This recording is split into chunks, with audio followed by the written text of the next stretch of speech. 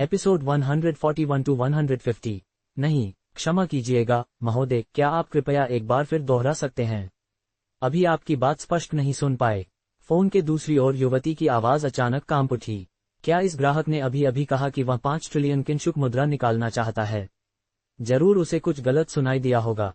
ये ग्राहक खाता संख्या 01 बैंक की स्थापना के समय जारी किया गया था और उस समय बैंक अध्यक्ष के अलावा किसी को इसके मालिक का पता नहीं था, यहाँ तक कि यह बैंक के भीतर भी एक रहस्य बना रहा। लेकिन जब से यह खाता जारी किया गया था, इसका कभी उपयोग नहीं हुआ और इसका बैलेंस हमेशा शून्य ही रहा। किनशुक बैंक में यह खाता हमेशा एक रहस्यमय प्रतीक रहा। आज इस खाते के लिए समर्पित फोन वास्तव में बजा और कॉलर ने सीधे 5 ट्रिलियन किनशुक मुद्रा निकालने की बात कर दी। भला कोई शक नहीं करता। मैंने कहा कि मैं 5 ट्रिलियन किनशुक मुद्रा निकालना चाहता हूँ। क्या आपको फिर से दोहराने की जरूरत है? लेकिन महोदय, आपके खाते में इतनी राशि नहीं है और भले ही आप इस कार्ड श्रृंखला के शीर्ष स्तर के उपयोग करता हैं, ओवरड्राफ्ट की सीमा केवल 500 बिलियन किनशुक मुद्रा है। युवती ने राहत की सांस लेते हुए कहा जब उसने कार्ड की शेष राशि देखी। इस समय पूरे देश के बैंक संकट में हैं और उनके अपने बैंक के पास भी कुल मिलाकर केवल 300 ट्रिलियन की नकदी है। ऊपर से बैंक के बाहर लंबी लाइन लगी है। वे पहले ही इन 2 दिनों की अचानक घटनाओं से निपटने के लिए खुद को भाग्यशाली मान रहे हैं। अगर कोई वास्तव में इस समय 5 ट्रिलियन किनशुक मुद्रा निकालने की कोशिश करे तो ये पुराने घाव पर नया घाव करने जैसा होगा। वे इतनी राशि किसी भी हालत में नहीं निकाल सकते। उनकी कुल जमा राशि ही केवल लगभग 2000 ट्रिलियन किनशुक मुद्रा है। 5 ट्रिलियन का मतलब है कि ग्राहक अकेले ही बैंक की संपत्ति का 1/4 निकालना चाहता है। ये कैसे संभव हो सकता है? वाकई मेरे खाते में इतनी राशि नहीं है। जी महोदय, युवती ने आदर से कहा। ये कार्ड अब काफी पुराना हो चुका था और सामने से इतनी युवा आवाज सुनकर लगा कि यह शायद उस मूल ग्राहक का वंशज है जिसने ये खाता अपने पूर्वजों से विरासत में पाया है। लेकिन इस कार्ड में कोई राशि नहीं है, केवल सीमित ओवरड्राफ्ट सीमा के अलावा ये व्यवहारिक रूप से एक बेकार कार्ड है। लगता है कि यह युवक इस खाते को समझ नहीं पाया है। शायद कभी इसका मालिक कोई ऐसा व्यक्ति रहा होगा जिसके पैरों में पूरी दुनिया थी, नहीं तो उसे यह प्रथम काली कार्ड कैसे मिलता। लेकिन अब वर्तमान मालिक जरूर कठिन समय से गुजर रहा होगा, वरना इतने सालों तक इतने उच्च स्तर के खाते में एक भी जमा न होता। ये सब समझते ही युवती की घबराहट काफी कम हो गई और वह सोचने लगी कि यदि कॉलर जिद करे तो क्या ओवरड्राफ्ट की अनुमति देनी चाहिए। यदि वह राशि वापस न कर पाया तो बैंक को बुरी हानि हो सकती है। तो क्या आप मेरे लिए ये जांच सकती हैं कि मेरे खाते में कितने सहायक खाते हैं? अर्जुन चौहान ने पूछा। पासवर्ड है 110,086। जरूर, कृपया थोड़ी देर प्रतीक्षा करें, युवती ने जवाब दिया। हालांकि अब उसके मन में थोड़ा उपहास आने लगा, लेकिन उसकी आवाज अब भी सम्मानजनक थी। क्लिक। जैसे ही उसने अंतिम कुंजी दबाई, स्क्रीन पर अचानक उभरे सहायक खातों की संख्या देखकर वह सन रह गई। उसने अंतिम संख्या की ओर देखा और 10,000 की चौंकाने वाली संख्या ने उसकी सांसें तेज कर दी। ये काले कार्ड वाले खाते असीम सहायक खाते रख सकते हैं, लेकिन आज तक के सबसे सक्रिय काले कार्ड खातों में भी केवल कुछ 100 सहायक खाते ही होते हैं। क्या यह आदमी पागल है जो 10,000 सहायक खाते बनवा चुका है? मुझे लगता है मुझे अपने सभी सहायक खातों की राशि तक पहुंचने का अधिकार है न? अर्जुन चौहान ने पूछा। जी महोदय, तो क्या आप कृपया उन सभी सहायक खातों में कुल राशि की गणना करके बता सकती हैं? कृपया थोड़ी देर प्रतीक्षा करें। अब युवती के मन में बहुत बुरा पूर्वाभास था। उसने यूं ही एक खाता खोला और उसमें 270 बिलियन किनशुक मुद्रा का बैलेंस देख उसके गाल फड़क उठे। 79 बिलियन किनशुक मुद्रा, 12 बिलियन, 43 बिलियन। उसने एक के बाद एक दर्जनों खाते खोले और एक भी ऐसा नहीं था जिसमें 5 बिलियन से कम की राशि हो। सबसे बड़ा खाता तो 100 बिलियन से भी अधिक था। अब वह खुद संदेह करने लगी कि क्या इन सभी खातों की कुल राशि वास्तव में 5 ट्रिलियन से अधिक हो सकती है। अब तक तैयार नहीं हुआ, अर्जुन ने अचानक चिढ़कर पूछा। महोदय, क्षमा कीजिएगा, इन दिनों इतने ज्यादा निकासी अनुरोध हैं कि हमारी प्रणाली थोड़ी धीमी हो गई है। युवती ने जल्दी से 100 बिलियन वाला खाता लॉग आउट कर दिया और प्रणाली से सीधे सभी खातों की राशि जोड़नी शुरू कर दी। कहीं तुम्हारा बैंक दिवालिया तो नहीं हो गया? अर्जुन ने व्यंग्य से कहा। मेरे परिवार के बुजुर्गों ने आपकी बैंक पर भरोसा करके यहाँ धन जमा किया था। जरूरत पड़ने पर अगर वो भी न मिले तो क्या कहें? कृपया निश्चिंत रहें महोदय, हमारी किनशुक बैंक देश की सबसे बड़ी बैंक है। ये संभव ही नहीं कि पैसा न निकले। हालांकि उसके दिल में घबराहट थी, लेकिन युवती कैसे बता सकती थी कि बैंक के पास अब मुश्किल से नकदी बची थी। महोदय, परिणाम आ गया है, आपके खाते में कुल राशि है। युवती की पुतलियां एकाएक कई गुना फैल गईं। कितनी है? सीधा बताओ। करीब 7.3 ट्रिलियन। वह खगोलीय संख्या सुनकर युवती को अपनी आंखों पर शक होने लगा। 7.3 ट्रिलियन मतलब 6 ट्रिलियन से भी अधिक अमेरिकी डॉलर, और वह भी नकदी में जमा।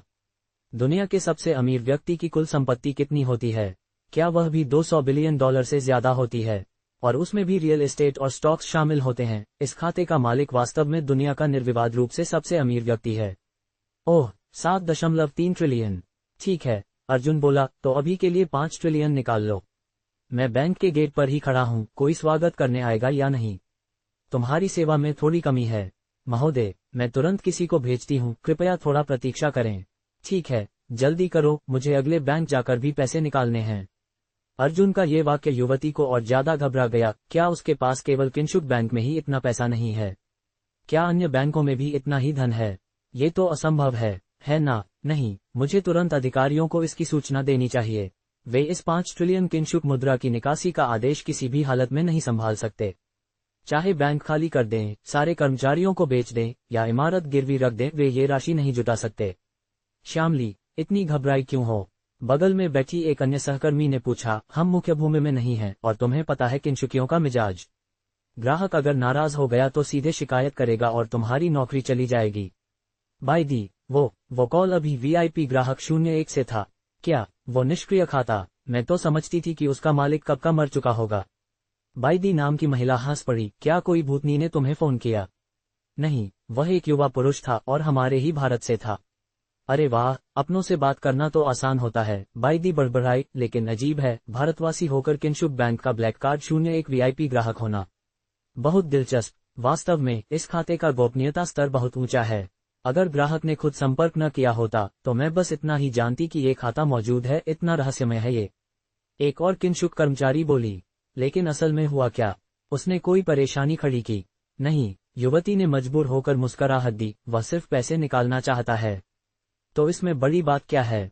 पैसा तो तुम्हारा नहीं है, लेकिन वह 5 ट्रिलियन किंशुक मुद्रा निकालना चाहता है और हमारे बैंक के पास इतनी नकदी है ही नहीं। ये कैसे संभव है? 500 ट्रिलियन किंशुक मुद्रा। दुनिया का सबसे अमीर व्यक्ति भी इतनी राशि का मालिक नहीं है। क्या कहीं कोई गलती हो गई है? बाइदी को जब ये सुनने को मिला तो वह अपने कानों पर विश्वास नहीं कर सकी। क्या ये सरासर बकवास नहीं था? बाइदी, क्या हमारे बैंक की प्रणाली में कोई गड़बड़ी हो सकती है? ये और भी असंभव है। अगर बैंकिंग प्रणाली में गड़बड़ी होती तो हम कब के तबाह हो चुके होते। तो ये देखिए, युवती ने कंप्यूटर स्क्रीन बाइदी की ओर घुमा दी। 700 ट्रिलियन से ज्यादा। जिंदगी भर बैंक में काम कर चुकी बाइदी के चेहरे पर भी यह संख्या देखकर घबराहट छा गई। कल अचानक शुरू हुई निकासी की दीवानगी के बाद से पूरे किंशुक देश की जनता ने कुल मिलाकर बैंक से सिर्फ 100 ट्रिलियन किंशुक मुद्रा ही निकाली थी। और अब ये ग्राहक जिसके खाते में इससे 7 गुना अधिक राशि है, ऐसे में डर के मारे तो किसी की भी पैंट गीली हो सकती है। क्या वह वाकई 500 ट्रिलियन निकालने वाला है? क्या इसमें कोई शक है? वह ग्राहक कह चुका है कि वह बैंक के दरवाजे पर खड़ा है। तो फिर देर किस बात की? जल्दी जाकर उसका स्वागत करो। ऐसे ग्राहकों के लिए सामान्यतः एक समर्पित टीम होती है जो उनकी संपत्तियों की वृद्धि की नियमित रिपोर्ट बनाती है। लेकिन इस खाते का मालिक बहुत समय से गायब था। बीते 20 वर्षों में किसी ने इस खाते का प्रबंधन नहीं किया। अब जब वह अचानक सामने आया है तो सबके होश उड़ गए। क्या कहा? 500 ट्रिलियन। नंबर 01 ब्लैक कार्ड ग्राहक आ गया है। इस खबर को सुनकर किंशुक बैंक के प्रबंधक की प्रतिक्रिया भी लड़कियों जैसी ही थी। बैंक के सभी कर्मचारी जानते थे कि बैंक की नकदी भंडार इतनी बड़ी राशि को कभी नहीं कर सकती। ये खाता बीते 20 वर्षों से निष्क्रिय पड़ा था और किसी को यह उम्मीद नहीं थी कि यह इस तरह से फिर से सक्रिय होगा, वह भी इतनी विशाल भेंट के साथ। तुरंत वीआईपी कक्ष तैयार करो, तुम जाकर अध्यक्ष को सूचित करो, यह मामला हमारे नियंत्रण से बाहर है। मैं स्वयं जाकर अतिथि का स्वागत करता हूँ। प्रबंधक भागते हुए बैंक के प्रवेश द्वार की ओर दौड़ा। ... होंगी, क्या तुम्हें पता है कि अगर मैं ये सारी राशि निकाल लूं तो किंशुक देश की अर्थव्यवस्था का क्या होगा?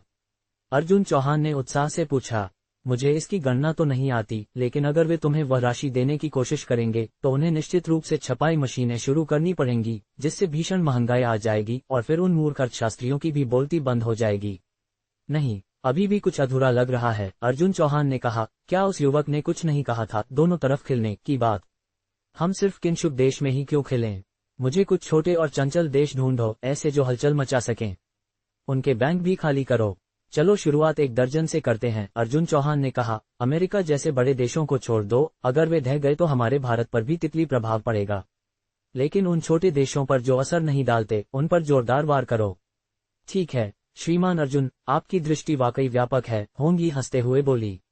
नहीं, मैं तो बस कुछ मजा बचा कर रखना चाहता हूँ। सबका एक साथ मर जाना कोई मजा नहीं देता।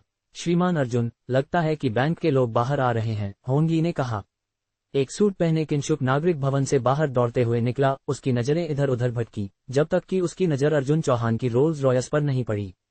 उसके मन में तो ये था कि नंबर 01 ब्लैक कार्ड का मालिक निश्चित ही इतना भव्य होगा। नमस्कार, क्या आप ही वह नंबर 01 ब्लैक कार्ड ग्राहक हैं जिन्होंने हमें अभी संपर्क किया था? किंशुक देश से आया व्यक्ति अर्जुन और उसके साथियों की ओर लगभग 90 डिग्री झुककर अभिवादन करने लगा। हालांकि मैं जानता हूं कि यह इनकी परंपरा है, लेकिन इनका क्रियान्वयन काफी प्रभावी है, अर्जुन चौहान ने कहा। होंगी, लगता है थोड़ी देर के लिए तुम्हें मेरा दुभाषिया बनना पड़ेगा। यह आवश्यक नहीं है। ये यिन की आवाज अर्जुन के कानों में गूंजी। श्रीमान अर्जुन, मैं दुनिया की सभी भाषाओं में पारंगत हूँ। मैं आपके मस्तिष्क में रियल टाइम अनुवाद कर सकती हूँ।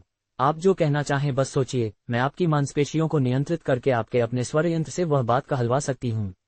इतनी जबरदस्त। अर्जुन चौहान को उम्मीद नहीं थी कि ये इनके पास इतनी जादुई शक्ति होगी। उसने अभी क्या कहा? अर्जुन ने मन ही मन सोचा।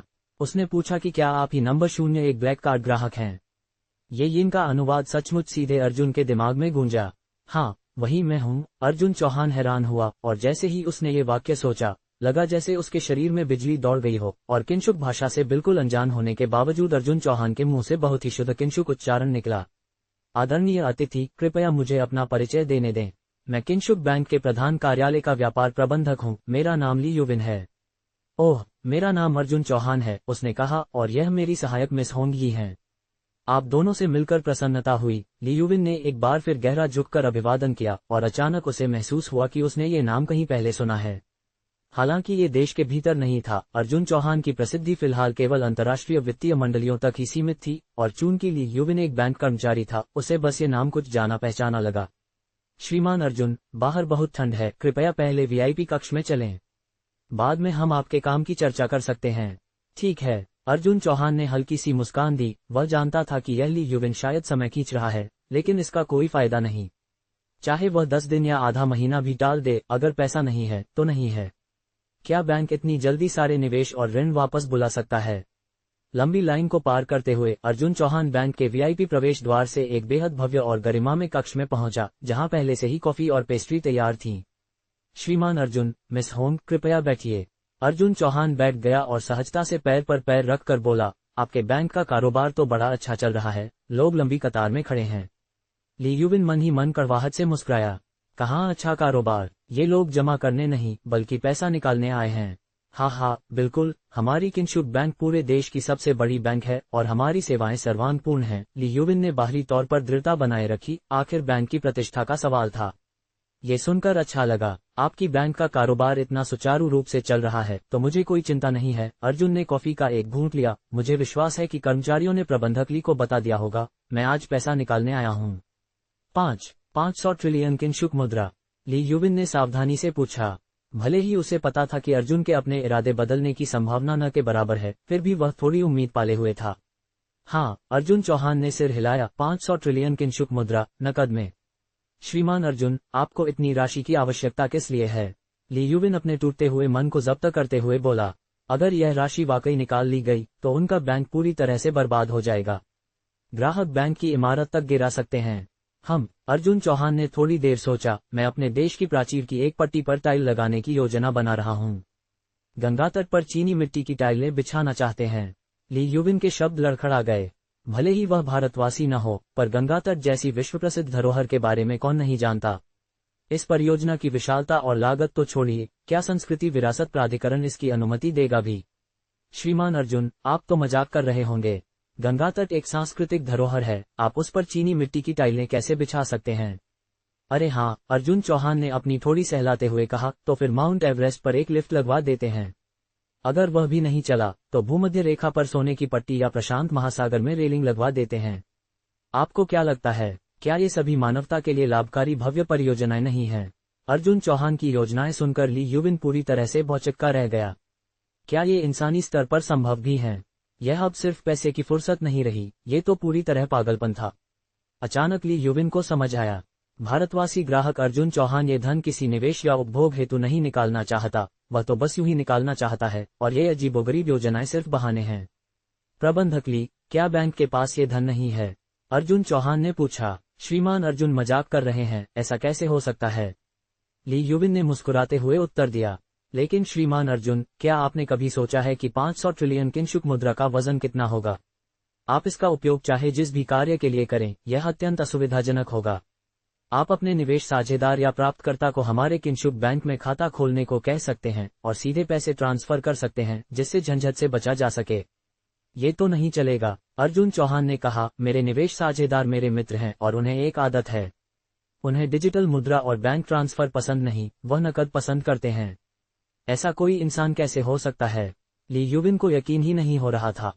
अर्जुन चौहान स्पष्ट रूप से एक काल्पनिक मित्र बना रहा था। उसे हमेशा लगता है कि बैंक सुरक्षित नहीं होते। अगर किसी दिन बैंक दिवालिया हो गया तो उसका पैसा गायब हो जाएगा। इसलिए उसे नकद में लेन देन पसंद है। अर्जुन चौहान ने अपनी कल्पना को और बढ़ाते हुए कहा, मेरा मित्र बहुत अमीर है। वह हर दिन सैकड़ों वर्ग मीटर के बिस्तर पर उठता है, किलोमीटर लंबी गलियारों से चलता है और शौचालय जाने के लिए 5 मिनट तक कार चलानी पड़ती है। एक रात आलस्य में वह शौचालय नहीं गया तो उसने बस पैंट गीली कर ली। मजेदार नहीं है क्या? हा, मजेदार मजेदार। ली युविन ने मजबूरी में हंसी। कितना बकवास है, ऐसा घर जहां शौचालय तक पहुंचने में घंटों लगे, क्या समझते हो खुद को?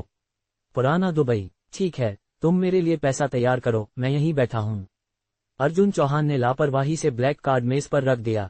यह विशेष ब्लैक कार्ड 20 साल पुराना था, पर यह सिर्फ धन का प्रतीक नहीं था, बल्कि इतिहास और पृष्ठभूमि का भी प्रतीक था। श्रीमान अर्जुन। प्रबंधक ली कार्ड को कांपते हाथों से उठाता है। वह पैसे देने से मना नहीं करना चाहता, पर वह वास्तव में पैसे दे नहीं सकता। ठक ठक ठक, दरवाजे पर दस्तक हुई। आइए। प्रबंधक ली तनाव की स्थिति में था और कोई अंदर आया, जिसने उसे थोड़ी राहत दी। अध्यक्ष। प्रबंधक ली को उम्मीद नहीं थी कि यह मामला सीधे किनशुक बैंक के अध्यक्ष को सतर्क कर देगा। ग्राहकों द्वारा अचानक की जा रही निकासी से निपटने के लिए पियाओग वांझी ने पूरी रात नींद नहीं ली थी। सुबह कई शाखा प्रबंधकों ने उन्हें बताया कि प्रवृत्ति धीमी हो रही थी। बैंक ने बड़ी मात्रा में नकदी शाखाओं में भेजी ताकि ग्राहक की निकासी की मांग पूरी की जा सके और स्थिति में थोड़ा सुधार हुआ था।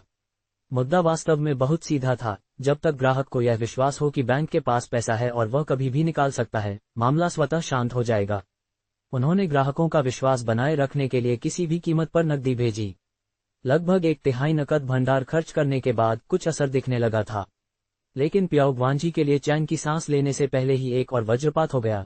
कोई 500 ट्रिलियन नकद निकालना चाहता है, और वह भी सबसे रहस्यमय खाता संख्या 01 से। उन्हें आज भी याद है जब पिछले बैंक अध्यक्ष ने सेवानिवृत्त होते समय उन्हें चेतावनी दी थी, बैंक में किसी से भी उलझ सकते हो, लेकिन खाता संख्या 01 के स्वामी से कभी नहीं। पियाओग वांझी को तब तक समझ नहीं आया था, लेकिन अब समझ में आ गया कि वह व्यक्ति तो पूरे बैंक का जीवन या मृत्यु तय कर सकता है। अध्यक्ष महोदय, आप अंततः आ गए। ली युविन खड़ा हो गया। अध्यक्ष महोदय, यही वह हैं, खाता संख्या 01 के स्वामी, भारतवासी श्रीमान अर्जुन चौहान। क्या आप अर्जुन चौहान हैं? कल ही पियाओग वांझी ने इस व्यक्ति के बारे में अपनी महिला सचिव को बताया था, जैसे ईश्वर मजाक कर रहा हो। आज वह वास्तव में अर्जुन चौहान से मिल रहे थे और यह युवक, जिसे उन्होंने सस्ती लोकप्रियता चाहने वाला कहा था, वही था खाता संख्या 01 का मालिक। लगता है कि अध्यक्ष पियाओ। ओह, मेरा मतलब है पियाओ अध्यक्ष मुझे पहचानते हैं। अर्जुन चौहान मुस्कराने लगे। मैं समझता हूं कि अध्यक्ष पियाओ अंतर्राष्ट्रीय मामलों, खासकर वित्तीय क्षेत्र पर गहरी नजर रखते होंगे। हे, थोड़ा बहुत जानता हूं, पियाओग वांझी ने मुस्कुराकर जवाब दिया। ऐसा है क्या? अर्जुन चौहान बोले। तो फिर अध्यक्ष पियाओ के लिए मैं वह व्यक्ति नहीं हूं जो सस्ती लोकप्रियता के लिए काम करता है, जैसा कि आपके देश के अर्थशास्त्री कहते हैं। अर्जुन का प्रश्न अत्यंत सीधा था, जिससे पियाओ क्षण भर के लिए मौन हो गए। ये पैसा निकालने नहीं आया, ये तो झगड़ा करने आया है। पियाओग वांझी की मानसिक क्षमता सिर्फ वासना तक सीमित नहीं थी, वह बहुत ही तेज दिमाग के व्यक्ति थे। इन मूर्खों ने आखिर किया क्या है? पहले तो उन्हें उन अर्थशास्त्रियों पर थोड़ा गर्व था, उनके बनाए आर्थिक मॉडल के कारण बैंक की जमा राशि अचानक बढ़ गई थी। पर आज उन्हें वह सब ब्याज समेत वापस देना पड़ रहा है। अर्जुन चौहान बदला लेने किनशुक देश आ चुका था।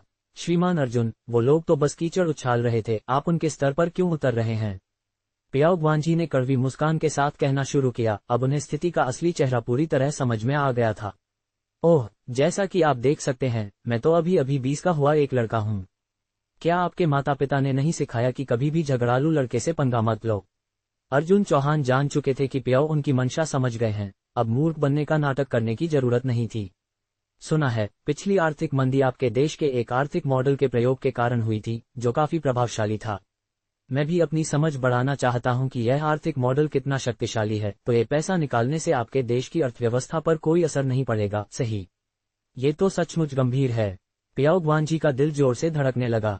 उन्हें याद आया कि अर्जुन ने एक बार कहा था, सुना है, आपको विश्वास नहीं है। उस वाक्य के पीछे जो निहितार्थ था वह ये था कि वह एक और आर्थिक तूफान लाने वाला है। लेकिन कई दिनों की चुप्पी के बाद सबको लगा कि वह सिर्फ हवा में बातें कर रहा था। किसी को क्या पता था कि वह वाकई किंशुक देश आ गया था। अब बहुत बातें हो गईं, चलिए अब पैसा निकालते हैं। अर्जुन चौहान ने कहा, बैंक को पैसा देने में कोई परेशानी तो नहीं होगी? पियाओ ग्वानजी ने दांत भींच लिए।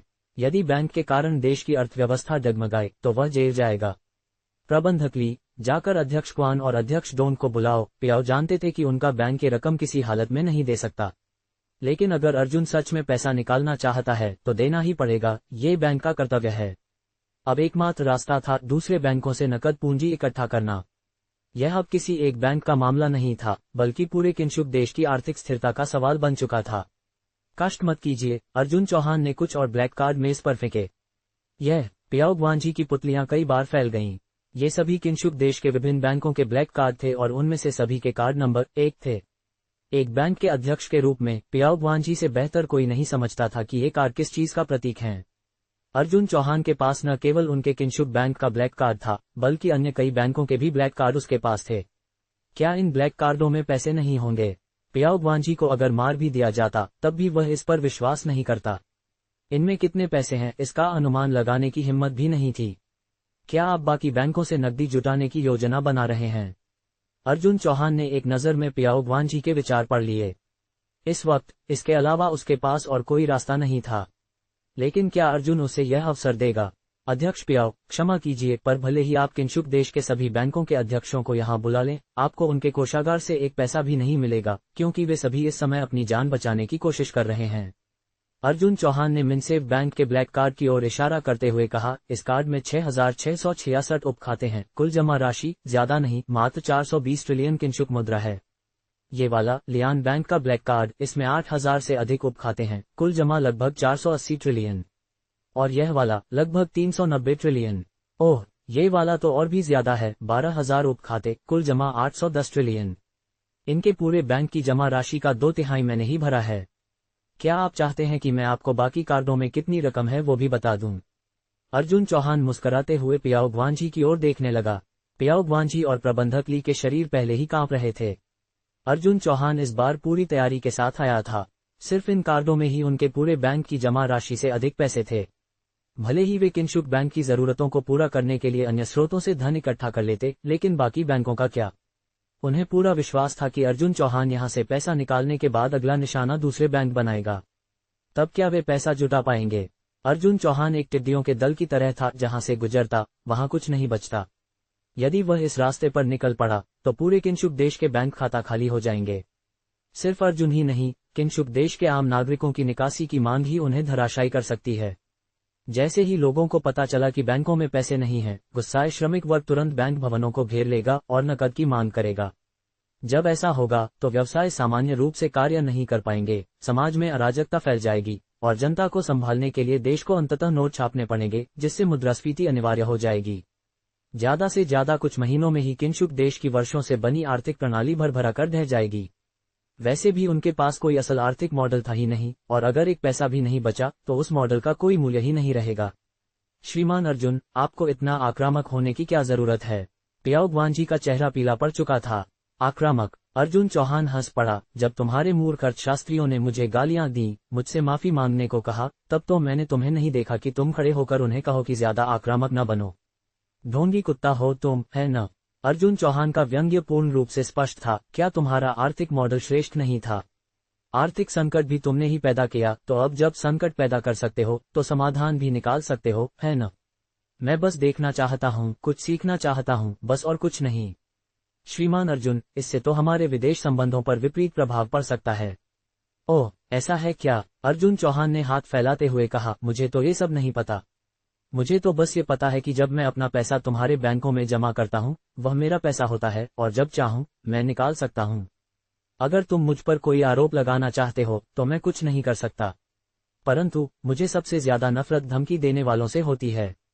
तुम्हारे अभी के शब्दों ने मुझे बहुत असहज कर दिया, इसलिए अब मैंने तय किया है कि मैं तुम्हारे बैंक से 200 ट्रिलियन और निकालूंगा।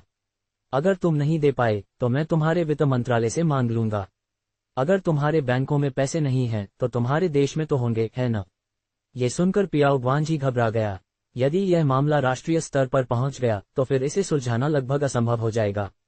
श्रीमान अर्जुन, कृपया हमें थोड़ा समय दें। आप जितनी राशि निकालना चाहते हैं वह अत्यधिक विशाल है।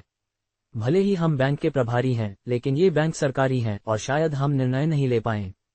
कोई बात नहीं, मेरे पास बहुत समय है। मैं बस किंशुक देश में कुछ समय रुकने की योजना बना रहा हूँ, यहाँ की लोक संस्कृति का आनंद लेने और सुंदर स्त्री पुरुषों को देखने के लिए। आपको जल्दी करने की जरूरत नहीं, मेरे पास जमा रसीदें हैं और आप तो भाग भी नहीं सकते। अर्जुन चौहान को कोई जल्दी नहीं थी कि वह सारा मामला एक बार में सुलझा ले। उसके लिए किंशुक देश में संकट पैदा करना मुख्य उद्देश्य नहीं था, असल उद्देश्य एक चेतावनी देना था। थप्पड़ कितना जोर का होगा यह उनके गलती स्वीकार करने के रवैये पर निर्भर करता था। ओह हाँ, एक और सलाह, अर्जुन चौहान ने जोड़ा, मेरे बारे में रणनीति बनाने और मुझे रोकने की कोशिश करने की बजाय अच्छा होगा कि आप नोट छापना शुरू कर दें। इतना कहकर अर्जुन चौहान सच में होंगी के साथ वहां से निकल गया। ... होंगी, तुम्हें क्या लगता है वे आखिरकार क्या करेंगे? घर पहुंचकर अर्जुन चौहान लापरवाही से लेट गया। क्या ये स्पष्ट नहीं है?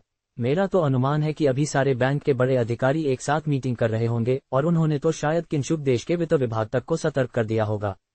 अगर कुछ गड़बड़ नहीं हुई तो 2-3 दिन में वे तुम्हें चाय पर बुलाने वाले हैं। चाय? जैसे मैं उन्हें ये खुशी दे दूंगा।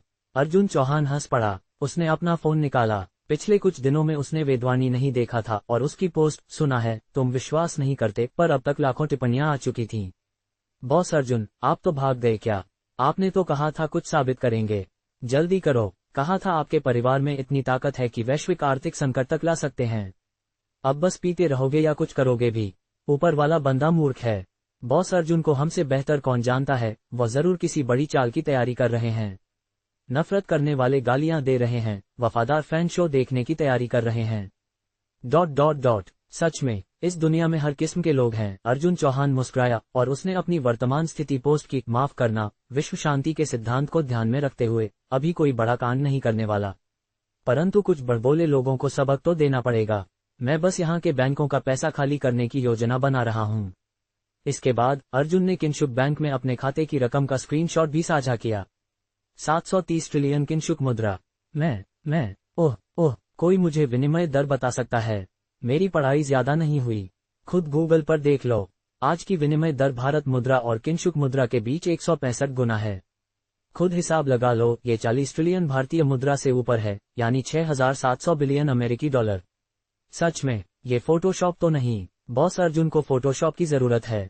मजाक मत करो धत्तेरे। अगर मुझे सही याद है तो किंशुक बैंक की कुल जमा राशि लगभग 20,000 ट्रिलियन है न? तो यह क्या करने वाले हैं? हाँ, मुझे पता है, मैं खुद बैंक में काम करता हूँ। उस 20,000 ट्रिलियन जमा राशि से धोखा मत खाना, शायद उनके पास नकद में 500 ट्रिलियन भी नहीं है। बॉस अर्जुन वहां पहुंच गए तो सच में बैंक को दिवालिया कर देंगे। गजब। हाँ, मैंने पहले ही कहा था, बॉस अर्जुन नुकसान सहने वाले नहीं हैं। इन्होंने तो शुरुआत किंशुक देश से कर दी। मैं बिजेंद्र गुप्ता हूँ और मैं तो पहले ही घबरा गया हूँ। उन मूर्खों के लिए बॉस अर्जुन तो मुर्गी काटकर बंदरों को डराने का काम कर रहे हैं।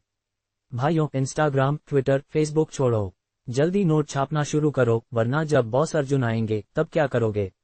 अर्जुन चौहान की पोस्ट एक युद्ध की घोषणा जैसी थी और जैसे ही उसने वह तस्वीर साझा की, शेयरों की संख्या आसमान छू गई। किंशुक देश में कई भारतवर्षीय छात्र पढ़ते थे और पिछले कुछ दिनों में बैंकों की समस्या ने पूरे किंशुक देश में काफी अफरा-तफरी मचा दी थी। लोगों को जीवन यापन के लिए कुछ पैसे निकालने के लिए भी लंबी लंबी कतारों में खड़ा रहना पड़ रहा था। अब सब समझ गए, ये सब अर्जुन चौहान की ही करतूत थी। पूरी योजना उसी ने रची थी। ये तो बस एक पूर्वाभ्यास था और उसने लगभग किंशुक देश की आर्थिक प्रणाली को ढहाने की कगार पर ला खड़ा किया। कोई कल्पना कर सकता है कि अगर सैकड़ों ट्रिलियन किंशुक मुद्रा वाकई में बैंकों से निकाल लिए जाएं, तो ये किस प्रकार की तबाही ला सकती है। उसमें सच में एक देश की आर्थिक प्रणाली को हिला देने की ताकत है। किसी ने आखिरकार इस भयानक सच्चाई को महसूस किया। केवल एक बैंक में ही उसके पास 730 ट्रिलियन किंशुक मुद्रा की जमा राशि थी। क्या अर्जुन चौहान के केवल एक बैंक में ही खाते थे? ऐसा व्यक्ति क्या केवल किंशुक बैंक में ही अपना पैसा रखेगा? पड़ोसी द्वीपीय देश में और समुद्र पार अमेरिका में ये पुनर्तः संभव था कि अर्जुन चौहान के ऐसे विशाल कोष कई देशों के बैंकों में फैले हुए हों। भले ही हर देश की स्थिति किंशुक देश जैसी ही हो, यदि अर्जुन चौहान वाकई में अपने खातों से पैसे निकालने की ठान ले तो वैश्विक मुद्रा प्रणाली हिल सकती है। उसके पास सच में वैश्विक आर्थिक तूफान लाने की क्षमता थी। वह मजाक नहीं कर रहा, वह सच में कर सकता है। जब ये बात कुछ लोगों को समझ आई तो उनमें खलबली मच गई, विशेषकर उन अर्थशास्त्रियों में जो सबसे अधिक आलोचक थे। कुछ तो चुपके से अपने पहले के कड़े बयान तक डिलीट करने लगे। एक बार जब अर्जुन चौहान ने किंशुक देश को निपटा लिया, शायद अगला नंबर उनका हो। अर्जुन चौहान को कुछ करने की जरूरत नहीं थी, बस उसे आना था, बैंक कार्ड टेबल पर फेंकना था और किसी भी देश की अर्थव्यवस्था ढह सकती थी। इस परिस्थिति को देखते हुए दुनिया भर के बैंकों में एकाएक गहरी घबराहट छा गई। वे अपने आंतरिक खातों की बेतहाशा जांच करने लगे। फिर उन्होंने एक भयानक सच्चाई का पता लगाया, दुनिया भर के लगभग आधे बैंकों में कम से कम एक रहस्यमय खाता था। इन खातों में बहुत ऊंचे स्तर की अनुमतियां थीं और ये 10 वर्षों से लेकर 70 या 80 वर्षों तक निष्क्रिय पड़े हुए थे। कुछ लोगों ने साहस करके इन खातों की छानबीन की कोशिश की, परंतु उन्होंने पाया कि इन खातों की जानकारी गोपनीय हो गई थी। खाता धारकों के बारे में कोई जानकारी नहीं थी, केवल एक टिप्पणी लिखी थी कि ये खाते कभी बंद नहीं किए जा सकते और सारे खाते एक ही देश की ओर इशारा कर रहे थे, भारतवर्ष। बैंक पहले इन खातों को लेकर कभी चिंतित नहीं थे, पर किंशुक बैंक की घटना ने उन्हें जैसे झकझोर दिया। उन्होंने साहस करके अनुमान लगाया कि शायद ये सारे पुराने खाते अर्जुन चौहान के पूर्वजों के हों। आर्थिक संकट वाकई अर्जुन चौहान के दादा द्वारा रचा गया हो सकता था। वह झूठ नहीं बोल रहा था, वह कोई कयास नहीं लगा रहा था, वह सिर्फ एक सच्चाई बता रहा था, बस। अल्पविराम। तत्काल आपातकालीन आदेश जारी करो, अर्जुन चौहान को चुनौती देने पर रोक लगाओ। सब कुछ मिटा दो, सब कुछ। अगर अब भी कोई अर्जुन चौहान पर शक करता है तो उस पर देशद्रोह का मुकदमा चलाया जाए। तुम सब मूर्ख लोग अर्थशास्त्री कहलाते हो, तुम्हारी पढ़ाई का कोई मूल्य नहीं। इतनी बड़ी समस्या कैसे नहीं दिखी? क्या तुमने जो आर्थिक इतिहास पढ़ा वह सब बकवास था? अर्जुन चौहान को बदनाम करके क्या तुम चाहते हो कि हमारा देश ही बर्बाद हो जाए? कई देशों के शीर्ष अधिकारी पहले ही किंशुक देश की घटना से भयभीत हो चुके थे। भले ही किंशुक एक छोटा देश था, पर उसकी अर्थव्यवस्था काफी विकसित थी और शायद वे भी इस बैंक कार्ड चेतावनी को झेल नहीं पाएंगे। अल्पविराम। मूर्ख, इन लोगों ने ये क्या कर डाला? किंशुक वित्त मंत्रालय के एक कार्यालय में एक अधेड़ उम्र का व्यक्ति रागदान पटकते हुए गरजा, ये सब बेकार लोग, इन्होंने किस राक्षस को छेड़ दिया है? किंशुक देश के सभी प्रमुख बैंकों के निदेशक और अधिकारी उस कार्यालय में एकत्रित थे और उस अधेड़ व्यक्ति के सामने सबके सिर झुके हुए थे। भले ही ये देश राजशाही व्यवस्था में नहीं था, लेकिन अधिकारियों का प्रभुत्व ऐसा था कि बैंक निदेशक भी विरोध नहीं कर पाते थे। ये व्यक्ति था सूरज झा, जो वर्तमान में किंशुक देश के वित्तीय अधिकारों के मुख्य धारक थे। दशकों की मेहनत के बाद सूरज झा इस स्थान तक पहुंचे थे और अब सरकार परिवर्तन का समय भी नजदीक था। उनके कार्यकाल में किंशुक की आर्थिक प्रगति सराहनीय रही थी। यदि वह इस संकट को सलीके से संभाल लेते तो उनका पदोन्नति पक्का था। पर इन 2 दिनों में ही उन्होंने लगभग अपनी नींव हिला दी थी। पहले पूरे देश में बैंक जमा में भारी गिरावट, फिर अगले ही दिन शेयर बाजार का पतन। 2 दिन में ही देश की अर्थव्यवस्था ठहराव में आ गई थी। अगर अर्जुन चौहान ने वाकई में वह धन निकाल लिया तो? नहीं, ये तो बुनियादी रूप से असंभव था, क्योंकि देश भर के बैंकों में नकद राशि मिलाकर भी अर्जुन चौहान की मांग पूरी नहीं हो सकती थी। प्रतिनिधि सूरज, अब हमें क्या करना चाहिए? बैंक के अध्यक्षों ने भयभीत होकर पूछा। वे कोई समाधान सोच ही नहीं पा रहे थे। प्रतिनिधि सूरज, हम चाहे जितनी भी कोशिश करें, हम इतनी नकदी नहीं जुटा सकते। भले ही सारे देश की छपाई मशीनें चालू कर दी जाएं, इतनी मुद्रा जल्दी छप ही नहीं सकती। छपाई मशीनें चालू नहीं होनी चाहिए। सूरज झा बोले, अगर हमने उन्हें चालू किया तो हमारी अर्थव्यवस्था बर्बाद हो जाएगी। बिना 5 या 10 वर्षों के हम उबर ही नहीं पाएंगे। और मौजूदा अंतर्राष्ट्रीय प्रतिस्पर्धा की गति को देखते हुए तब तक हम दुनिया का सबसे गरीब देश बन चुके होंगे। तो हम क्या करें? भुगतान ना करें? ये भी असंभव है। अगर हमने भुगतान नहीं किया तो देश भर में दंगे भड़क जाएंगे। अर्थव्यवस्था हमें नीचे नहीं गिराएगी, बल्कि गुस्साई जनता पहले हमें नष्ट कर देगी। ये नहीं चलेगा, वो नहीं चलेगा, तो आखिर हमें क्या करना चाहिए? प्रतिनिधि सूरज, जल्दी कोई उपाय सोचिए। इस समय एक ही रास्ता है, उसे पैसे निकालने से रोकना। ये कैसे संभव है? अर्जुन चौहान ने इस बार हमारे देश की अर्थव्यवस्था को निशाना बनाया है। जब तक वह उसे कुचल न दे तब तक वह नहीं रुकेगा। वह इस समय गुस्से में है और उसका असली उद्देश्य हमारे देश की अर्थव्यवस्था को नष्ट करना नहीं है, न ही वह अंतर्राष्ट्रीय आर्थिक संकट लाना चाहता है। वह बस ये चाहता है कि लोग उसकी क्षमता पर विश्वास करें और जिन्होंने उसका अपमान किया है उन्हें सबक सिखाया जाए। तो हमें अभी बस उसकी भावनाओं को शांत करना है। उसकी जो भी शर्तें हों, अगर वे बहुत अधिक नहीं हैं तो हमें बिना शर्त स्वीकार कर लेना चाहिए। जब उसका मूड ठीक हो जाएगा, संतुष्ट होगा, तब वह स्वाभाविक रूप से अपने देश लौट जाएगा। क्या हम महान किंशुक देश वाले भारतवर्ष के एक लड़के के सामने नतमस्तक होंगे? ललित गौर, चुप रहो। अगर तुम्हारे पास कोई बेहतर योजना है तो बताओ। सूरज झा पहले ही क्रोध में उबल रहे थे।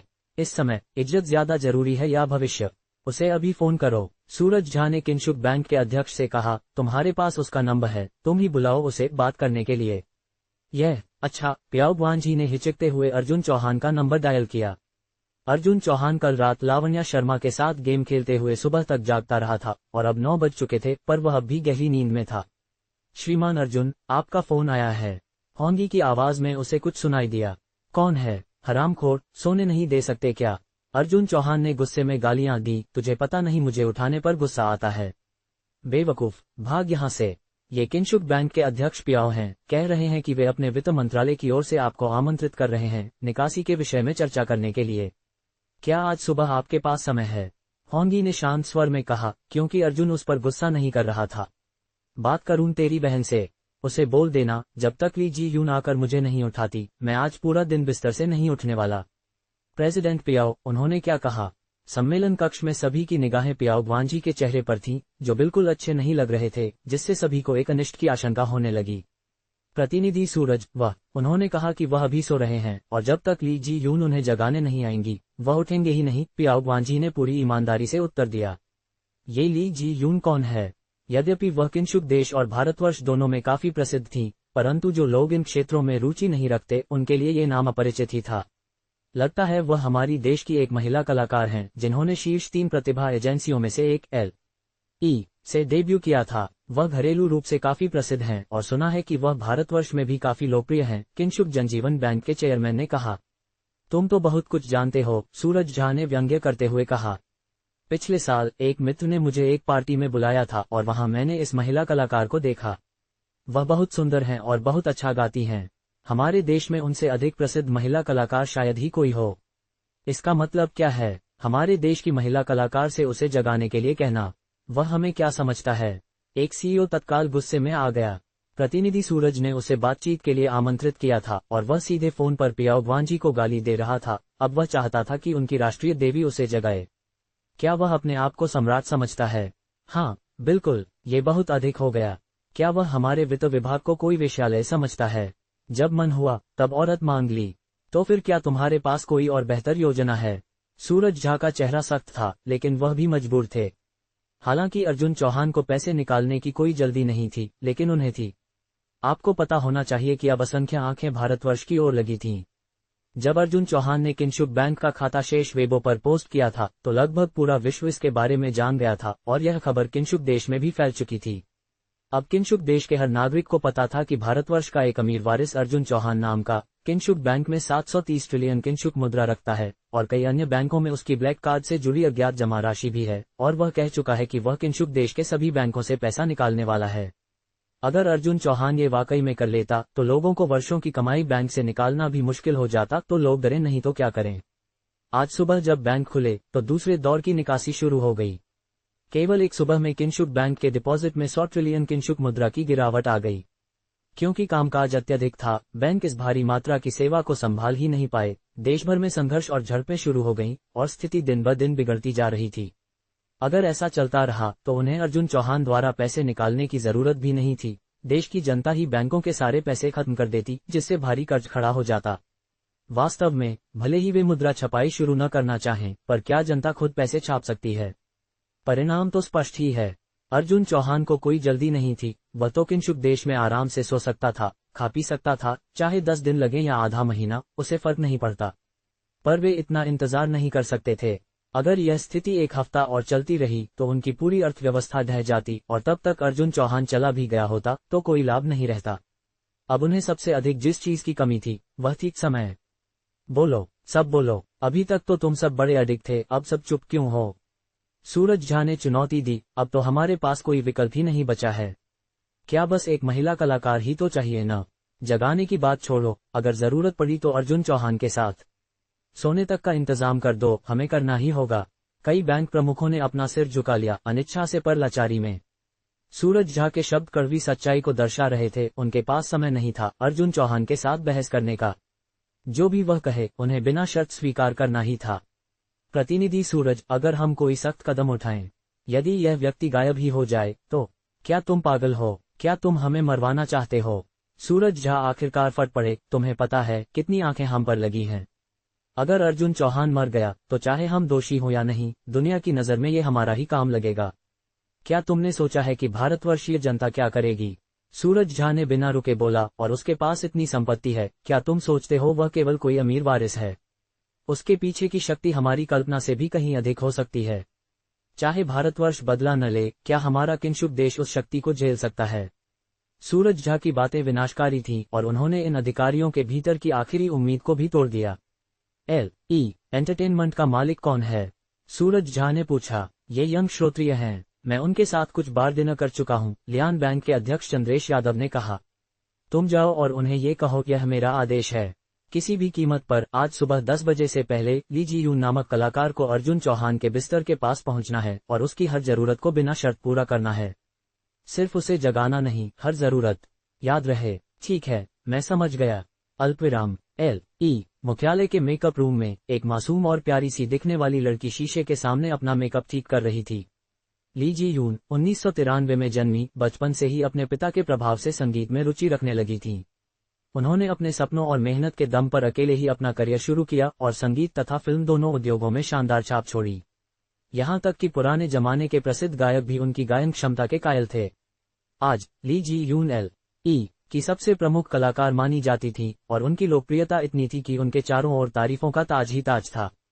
सौभाग्य से उनके पास एक अच्छा पिता और कंपनी का मजबूत सुरक्षा घेरा था, जिससे वे मनोरंजन उद्योग के गंदे पक्ष से दूर रहीं।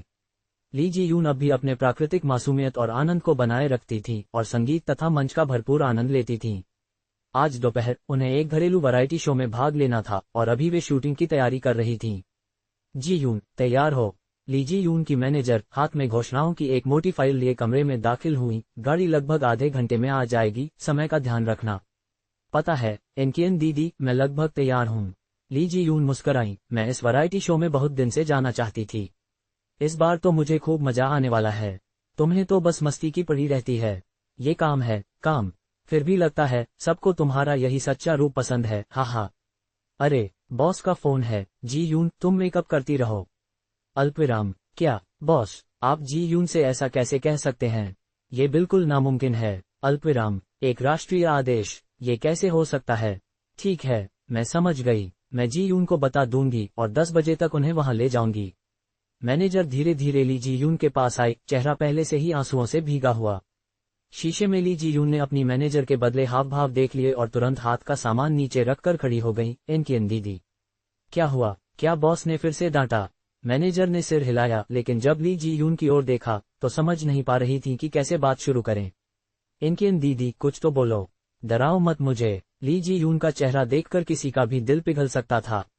बॉस ने कहा, तुम्हें भारतवर्ष के एक युवक के साथ जाना है और यदि जरूरत पड़ी तो उसकी हर मांग पूरी करनी होगी।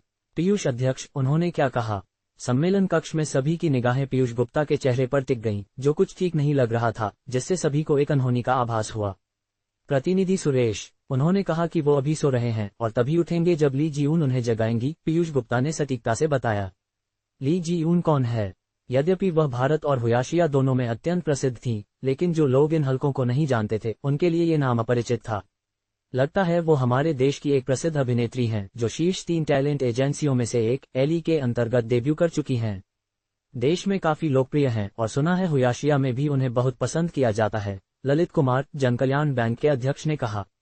लगता है आपको काफी जानकारी है, सुरेश झा ने टिप्पणी की।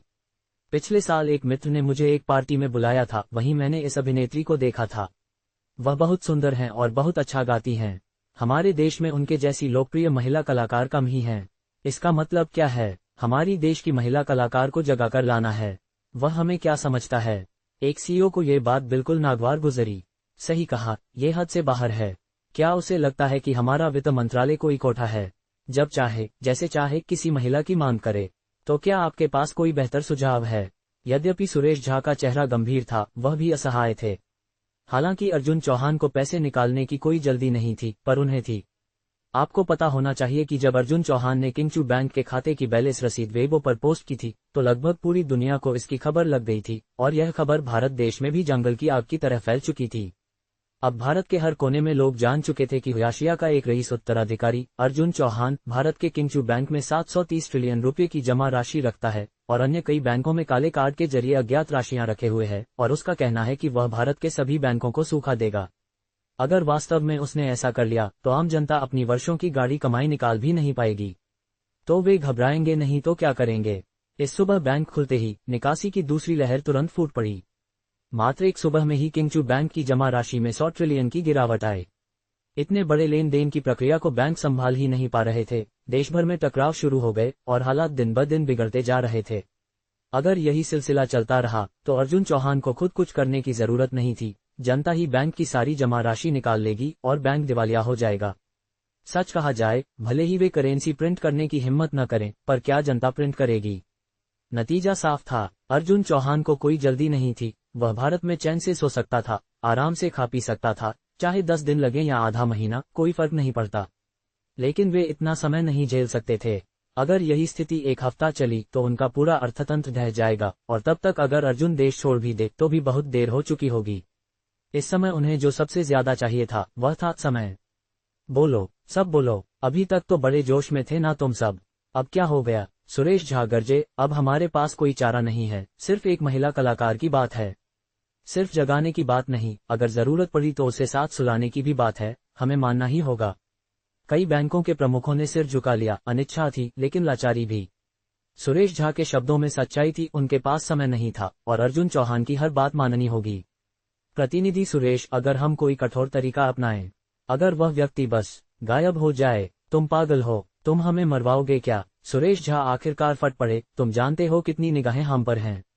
अगर अर्जुन चौहान मर गया तो चाहे हमने किया हो या नहीं, पूरी दुनिया यही मानेगी कि हमने किया है। क्या तुमने सोचा है कि तब हुआशिया के लोग क्या करेंगे? और वो जो उसके पीछे ताकत है, क्या तुम्हें लगता है कि वह बस एक अमीर खानदान का लड़का है? हो सकता है उसके पीछे की ताकत हमारी सोच से भी ज्यादा बड़ी हो। और अगर हुआशिया चुप भी बैठा, क्या हमारा भारत उस शक्ति को सह पाएगा?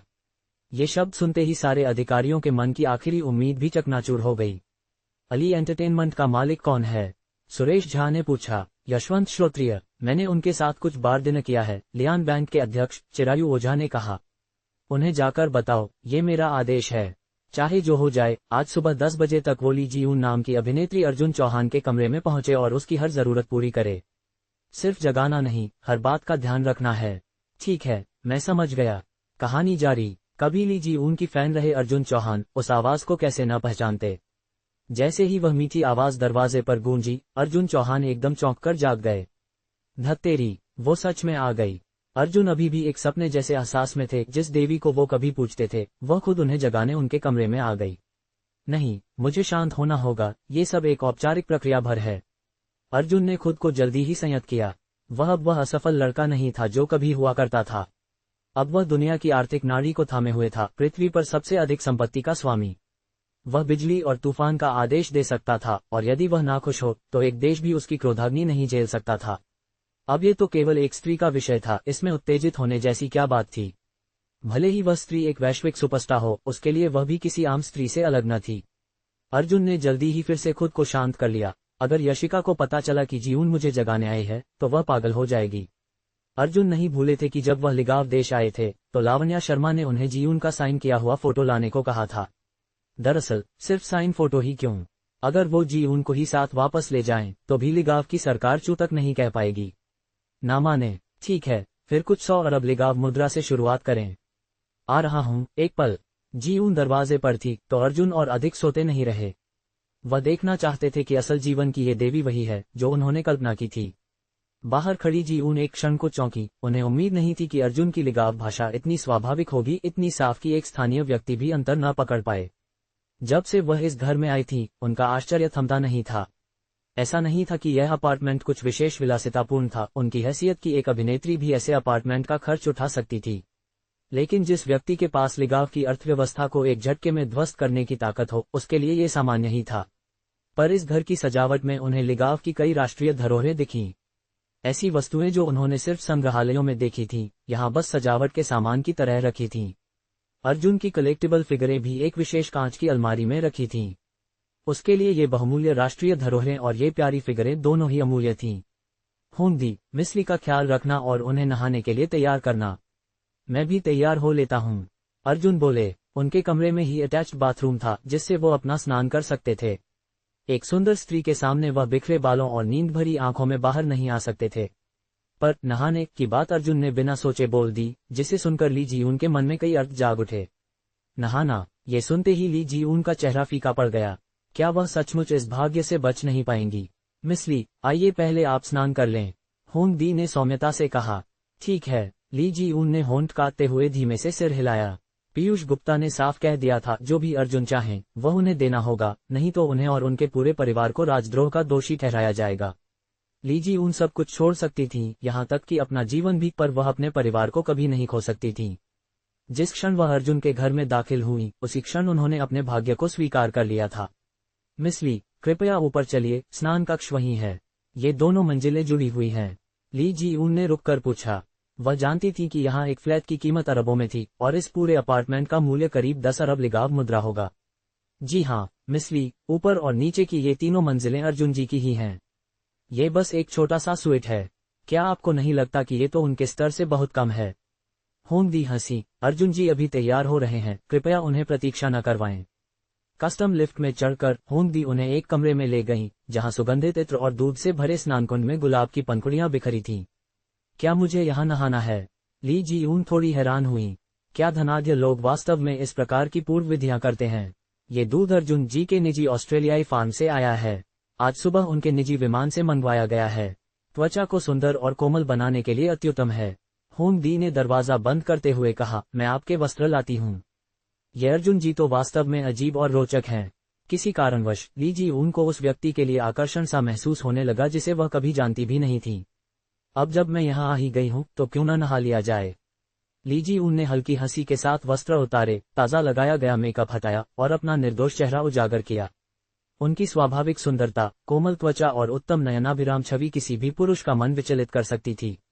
शायद ये इतना बुरा भी नहीं है। अचानक ही उनके मन में यह विचार कौंध गया। एक टॉप अभिनेत्री होते हुए भी ली जीऊन को कभी नहीं लगा था कि उन्हें अपने देश के आदेशों के सामने ऐसे घुटने टेकने पड़ेंगे। पर आज उन्हें समझ आ गया कि जब तक उनके पास खुद की ताकत नहीं होगी, वह केवल एक उपयोगी वस्तु बनकर रह जाएंगी। और अगर उनके पास अर्जुन जैसा एक शक्तिशाली सहारा हो, तो शायद वह इस घिनौने उद्योग से बाहर निकल सकती हैं। क्लिक, बाथरूम का दरवाजा अचानक खुला, जिससे रितिका शर्मा डर के मारे एकदम सहम गईं। उन्होंने तुरंत एक तौलिया लेकर अपने सीने को ढक लिया। मिस रितिका, घबराए मत, मैं ही हूँ, होंग दी ने कहा, जो एक पैकेट लेकर भीतर आई थी। अर्जुन जी अभी तैयार हो रहे हैं। उन्होंने कहा है कि जब वह आपको देखें तो आप अच्छी तरह से तैयार होनी चाहिए। क्या ये जरूरी है? रितिका के मन में थोड़ी हैरानी हुई। वह जानती थी कि आज उन्हें यहाँ क्यों बुलाया गया है, तो फिर अर्जुन चौहान जैसे प्रभावशाली व्यक्ति को इन बाहरी बातों की चिंता क्यों? होंग दी के शब्दों से यह महसूस हो रहा था कि अर्जुन इस मुलाकात को बहुत गंभीरता से ले रहे हैं।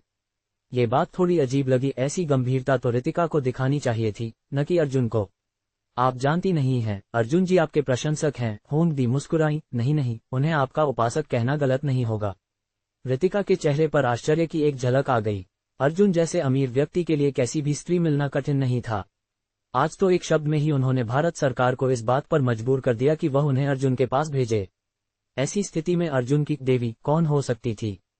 पर रितिका को नहीं पता था कि अर्जुन चौहान कभी एक सामान्य युवक हुआ करता था। अभी 3 महीने भी नहीं हुए थे जब उन्होंने अपने परिवार की विशाल संपत्ति को विरासत में पाया था। भले ही उनके कुछ दृष्टिकोण बदले हों, लेकिन बहुत सारी आदतें अभी भी वैसी ही थीं, क्योंकि व्यक्ति के मूल मूल्य आसानी से नहीं बदलते। अर्जुन जी तो वास्तव में अजीब इंसान हैं, रितिका ने होंग दी से सहज भाव से कहा, जो उम्र में उनसे करीब थी, इसलिए उनके प्रति उनकी कोई विशेष सतर्कता नहीं थी। मैं तो समझी थी कि अर्जुन जी खुद आएंगे। अगर अर्जुन जी भी आते तो भी आपका ये रक्षात्मक व्यवहार व्यर्थ होता। होंग दी मुस्कुराई। आपके देश से आपको ये निर्देश ही मिला है ना कि अर्जुन जी को हर हाल में प्रसन्न रखना है। अगर अर्जुन जी कुछ करते भी तो क्या आप विरोध कर पाती? रितिका ने हल्की सी कड़वी मुस्कान दी। जब मैंने यहाँ आने का निर्णय लिया था तभी मैं हर बात के लिए तैयार हो गई थी। बिल्कुल, इसलिए आज की रात इस बात पर निर्भर करती है कि अर्जुन जी क्या चाहते हैं। आपको कुछ भी छिपाने की जरूरत नहीं, क्योंकि वह निरर्थक है, होंग दी ने कहा। जिन स्त्रियों को अर्जुन जी चाहते हैं उन्हें न पाना असंभव है। रितिका ने तौलिया नीचे रखा और जलकमल की तरह स्नानकुंड से बाहर निकली। चेहरा अब भी गुलाबी था। साफ था कि भले ही उन्होंने साहसिक कदम उठा लिया हो, पर उनका मन अभी भी गहरी उथल पुथल से गुजर रहा था। अब ठीक है, होंगदी ने रितिका के सौंदर्य को ईर्ष्या भरी नजरों से देखते हुए कहा। ये आपके लिए वस्त्र लाए हैं। बाथरूम में ड्रेसिंग रूम है, वहीं बदल लें। ये रात्रि वस्त्र हैं। रितिका ने कपड़े लिए और उनकी मुस्कान और भी कड़वी हो गई। आखिर में वही हुआ जिसकी उम्मीद थी। अर्जुन शायद शाम तक भी रुक नहीं सके। क्या अर्जुन जी के पास अक्सर लड़कियां आती हैं? रितिका ने सहजता से होंगदी से पूछा। ये पहली बार है जब अर्जुन जी इस घर में आए हैं। फिर ये कपड़े। रितिका ने नहाने के बाद पहनने के लिए एक बाथरोब निकाला जो उन पर बिल्कुल फिट था और अत्यंत आरामदायक भी। आप गलत समझ रही हैं, होंगदी ने समझाया। अर्जुन जी के पास दुनिया भर में 300 से अधिक निजी वस्त्र निर्माण केंद्र हैं, जहां बेहतरीन डिजाइनर और दर्जी हमेशा उनके लिए, उनके स्टाफ और उनकी महिला मेहमानों के लिए तरह तरह के कपड़े तैयार करते रहते हैं। ये सब उनके हर आवास में आम बात है। क्या ये कपड़े आरामदायक हैं? बहुत आरामदायक हैं। मैंने पहले कभी ऐसे आरामदायक कपड़े नहीं पहने, रितिका ने कहा। उनके अपने वस्त्र भी निजी ब्रांडों के थे, लेकिन इतनी गुणवत्ता वाले नहीं थे। अर्जुन जी के कपड़े और उनके स्त्रियों के लिए कपड़े सबसे उच्च श्रेणी के होते हैं, स्टाफ के कपड़ों से अलग। ये पैकेट में बाथरोब के अलावा एक बेहद हल्का अंतर्वस्त्र सेट भी था, जो आमतौर पर समुद्र तट पर ही पहना जाता। रितिका ने होंठ काटते हुए वह पहन लिए, लेकिन बाथरोब से खुद को पूरी तरह से ढक लिया। होंगदी ये देखकर हल्के से हंस दी। रितिका अब भी पूरी तरह परिस्थिति को स्वीकार नहीं कर पाई थी। बेशक होंगदी जानती थी कि अर्जुन जी उनके साथ कुछ अनुचित नहीं करेंगे। वह उन अमीर बिगड़े हुए युवकों जैसे नहीं थे। चलिए मिस रितिका, अब अर्जुन जी से मिलना है। रितिका ने हल्के से सिर हिलाया और होंगदी के साथ बाथरूम से बाहर चली गईं। योजक चिन्ह, योजक चिन्ह, योजक चिन्ह। कमाल है, तूने सच में कर दिखाया। अर्जुन ब्रश करते हुए अपने दोस्त विक्रम लांबा से फोन पर बात कर रहे थे। तू तो भाग जाता, पर मैं नहीं। विक्रम बोला। क्या यार, तू बार बार मुझे फोन क्यों करता है? तेरी कॉल्स तो तेरी गर्लफ्रेंड से भी ज्यादा हो गई हैं। हाँ, औरतें तो वस्त्र हैं, पर भाई तो अंग हैं। मैं सिर्फ तेरी चिंता कर रहा हूँ। अर्जुन हंसा। तू कहाँ है आजकल? मैं हना के लोंगशान अपार्टमेंट्स में हूँ। वो तो सुना है पूरा इलाका फिल्मी हीरोइनों से भरा हुआ है, जैसे कि जूही शर्मा, शेफाली मेहता। तू विश्वास नहीं करेगा, आज सुबह रितिका शर्मा ने ही मुझे उठाया। हाँ, बकवास बंद कर। सुनने में आया है कि रितिका के काफी ऊंचे रसूख हैं। उस पर कोई नियम लागू नहीं होता। वो तो किंकू की सबसे पाक साफ कलाकार मानी जाती है। वो तुझे उठाने क्यों आएगी? विक्रम ने कसम खाते हुए कहा। अगर वो सच में तुझे उठाने आए हो तो मैं उल्टे खड़े होकर बाल धोते हुए मैगी खाऊंगा। तू यकीन नहीं करता ना? अर्जुन ने फोन का कैमरा घुमा दिया। उसी वक्त रितिका शर्मा तैयार होकर ड्रेसिंग रूम से बाहर आईं। उनके बाल अभी भी हल्के गीले थे और घुटनों तक की बाथरोब के नीचे झलकते उनके गोरे पतले पैर किसी का भी ध्यान भटका सकते थे। अर्जुन जी नमस्कार, मैं रितिका शर्मा हूँ। रितिका ने एक मोहक मुस्कान के साथ अर्जुन का अभिवादन किया। ये मुस्कान कितनी सच्ची थी, ये कहना कठिन था। ओ तेरी, ये सच में मेरी देवी हैं। अर्जुन की आंखें एक पल को ठहर गईं। उनका मोबाइल गिरते गिरते बचा। नहीं, मैं तुझे नहीं दिखाऊंगा, तू इसके लायक नहीं। अर्जुन ने कैमरा घुमा लिया। ओ भैया, तू तो सच में बोल रहा था। विक्रम का सांस रुक गया। तूने, क्या वो अभी नहाकर निकली हैं? तू दरिंदा, क्या वो तुझे ही उठाने आई थी? तेरा क्या लेना देना? अर्जुन ने आंखें घुमाई। मैं तुझे मैगी और शैम्पू भेजवा रहा हूँ, कौन सा ब्रांड चाहिए? अब तक तुझे 20 टन कीचड़ खाना है, 3 बार उल्टे खड़े होकर नहाना है और 2 दिन 5 स्पीड फैन के नीचे बैठना है। इन सब का हिसाब कर। मैं जा रहा हूँ। विक्रम ने तुरंत फोन काट दिया। हाँ, डरपोक फिर भाग गया। अर्जुन ने फोन साइड में रखा और रितिका की ओर देखा। अर्जुन जी, अब मैं चलती हूँ। होंगदी ने झुककर प्रणाम किया। ठीक है, अर्जुन सोफे पर बैठते हुए बोले। मिस रितिका, आप बिल्कुल आराम से रहें, इस घर को अपना ही समझें। रितिका का चेहरा एकदम गुलाबी हो गया। तो क्या, हम आपके कमरे में चलें या यहीं रहेंगे? यह क्या बकवास है जो तुम बोल रही हो? अर्जुन चौहान रितिका शर्मा की बात सुनकर ऐसा घबराया कि उसकी हालत पैंट गीली कर लेने जैसी हो गई। क्या वाकई उसकी देवी रितिका इतनी आगे बढ़कर बात कर रही थी? और वो भी दिन के उजाले में ऐसी बात? अचानक अर्जुन को वो दिन याद आ गया जब वह अपने दोस्त विक्रम लांबा के साथ एक धारावाहिक की कास्टिंग के लिए गया था और कई महिला इंटरनेट सेलिब्रिटी तथा फिल्मी कलाकारों ने उसे अपनी सीढ़ी बनाने की कोशिश की थी। हे भगवान, आजकल की लड़कियां क्या वाकई इतनी खुली और साहसी हो गई हैं? अर्जुन को अब लगने लगा कि रितिका उसकी सोच से अलग थी। वह तो एक पवित्र, मीठी और मासूम लड़की लगती थी। अर्जुन जी, क्या आपने मुझे यहाँ बुलाया ही नहीं था उन सब बातों के लिए? रितिका को लगा कि अर्जुन झूठा अभिनय कर रहा था। अब जब यहाँ हम दोनों ही हैं तो दिखावा करने की क्या जरूरत है। हे भगवान, होंग दी ने इन्हें क्या बता दिया था। अर्जुन को अचानक रितिका की आंखों में खालीपन और मजबूरी की झलक दिखी। वह समझ गया कि रितिका की मुस्कान बनावटी है। समझ गया, अर्जुन कोई मूर्ख नहीं था। उसे पता था कि उसके द्वारा किए गए किसी भी कार्य का प्रभाव किंकु देश की अर्थव्यवस्था पर भारी पड़ सकता है। सच कहें तो अर्जुन के एक विचार से किंकु देश का अगले 10 वर्षों का आर्थिक रुझान तय हो सकता था। कल उसके एक सोशल मीडिया पोस्ट के बाद ही किंकु देश के बैंकों में बड़ी निकासी की संभावना थी। भले ही वह अभी उन 700 ट्रिलियन किंकु मुद्रा को न भी निकालता, जनता डर के मारे ही बैंक खाली कर देती। इसलिए अब वे लोग ऐसे परेशान थे जैसे गर्म तवे पर चींटियां। वरना अर्जुन के आधे नींद वाले वाक्य को राष्ट्रीय रणनीतिक आदेश की तरह क्यों लिया जाता। रितिका इस समय शायद महज एक उपकरण बन गई थी, किंकु सरकार की ओर से अर्जुन को खुश रखने का जरिया। और यह जरिया इतना मजबूर था कि उसे खुद अपने हाल का अंदाजा भी नहीं था। अरे, इन लोगों को क्या सौंदर्य की कद्र नहीं है। मेरी महान छवि भी अब मेरी देवी के सामने गिरी हुई लग रही है। अर्जुन ने अफसोस भरे स्वर में सिर हिलाया। शायद रितिका की नजरों में वह अब कोई बेशर्म, अमीर बिगड़ा हुआ लड़का लग रहा होगा जो सिर्फ उसके शरीर की भूख रखता है। हे, अर्जुन के चेहरे पर अचानक शरारती मुस्कान आ गई। अर्जुन जी, आप हंस क्यों रहे हैं। रितिका का डर और बढ़ गया। कुछ नहीं, बाथरोब उतारो, अर्जुन ने शांत स्वर में कहा। रितिका ने होंठ काटे और बाथरोब की पट्टी खोली। बाथरोब जमीन पर गिर गया और उसका मुलायम, उजला शरीर सामने आ गया। हाय राम, ये तो जानलेवा है। अगर रितिका के प्रशंसकों को पता चल जाए कि वो यूं उसके सामने प्रस्तुत हो रही है, तो वो अर्जुन को चीर कर रख देंगे। कहा गया था कि मेरी हर इच्छा पूरी करनी है, अर्जुन ने चुटकी लेते हुए पूछा। रितिका की नजरें नीची थीं, लेकिन उसने सिर हिलाया। बहुत अच्छा, अर्जुन ने कहा और सोफे से उठ खड़ा हुआ। उस क्षण रितिका का शरीर अकड़ सा गया, मानो उसे पता था कि अब क्या होने वाला है। पर्दे नहीं खींचोगे, रितिका ने पूछा। क्यों, अर्जुन ने पलटकर जवाब दिया। लेकिन आश्चर्यजनक रूप से अर्जुन ने उसे छुआ तक नहीं। वह सीधे उसके पास से निकल गया और लिफ्ट की ओर बढ़ गया। अब भी ठंड लग रही है। तुमने ही तो कहा था कि मेरी हर बात मानोगी, तो चलो मेरे साथ। रितिका ने दांत भींचे और अर्जुन के पीछे पीछे चल पड़ी। अगर लावण्या को पता चल गया कि मैं उसके आदर्श को छेड़ रहा हूं, तो क्या वो मुझे मार डालेगी। अर्जुन ने मन ही मन सोचा। लिफ्ट से वे सीधे उस इमारत की सबसे ऊपरी मंजिल पर पहुंचे। जैसे ही दरवाजा खुला, रितिका अचंभित रह गई। ये सामान्य छत नहीं थी, बल्कि एक शानदार स्विमिंग पूल पार्क में बदल दी गई थी। वो एक विशाल पारदर्शी ग्रीनहाउस में थी जहां बाहर की शून्य से नीचे की ठंड का कोई एहसास नहीं हो रहा था। स्विमिंग पूल के सामने 2 युवतियां अर्जुन का इंतजार कर रही थीं। आओ मेरे साथ ग्रीनहाउस सनशाइन एसपीए का आनंद लो। अर्जुन एक मसाज बेड पर जाकर लेट गया। हाँ, रितिका पूरी तरह स्तब्ध रह गई।